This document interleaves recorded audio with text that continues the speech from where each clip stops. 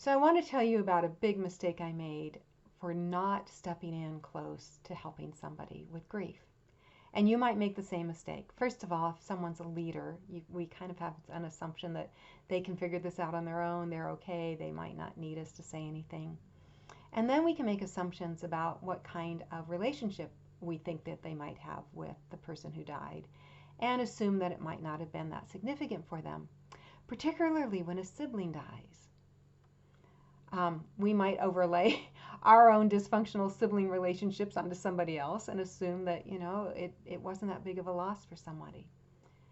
But I have learned my lesson. A few months back, our pastor's brother died unexpectedly.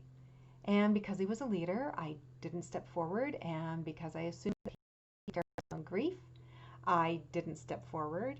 And then I assumed that maybe the relationship with his brother wasn't all that important to him.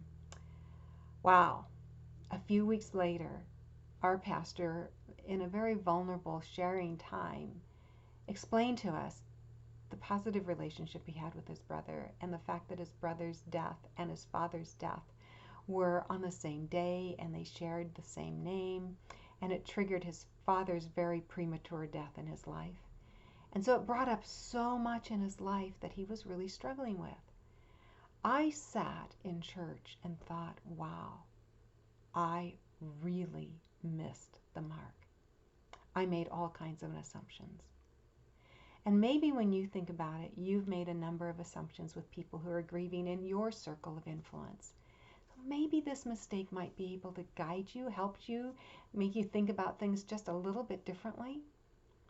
So as I pondered this, it occurred to me, is it so hard to ask a simple question, such as when someone's family member dies, could we just ask, what was your relationship with that person like?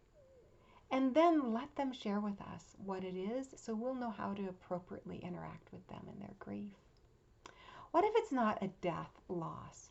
What if it's a job loss? And there's been so much of that this year with COVID.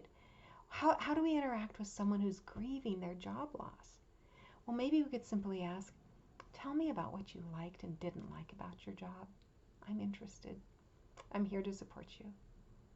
And then there's relationship losses that happen when people become estranged, or when there's divorce, or when dynamics change in a family.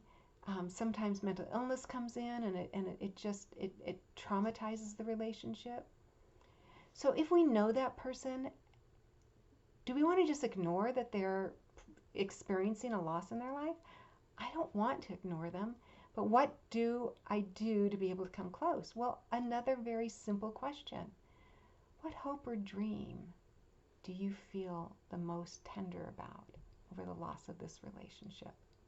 What hope or dream are you missing over the loss of this relationship? I suppose somebody might say, well, those are kind of nosy and personal questions.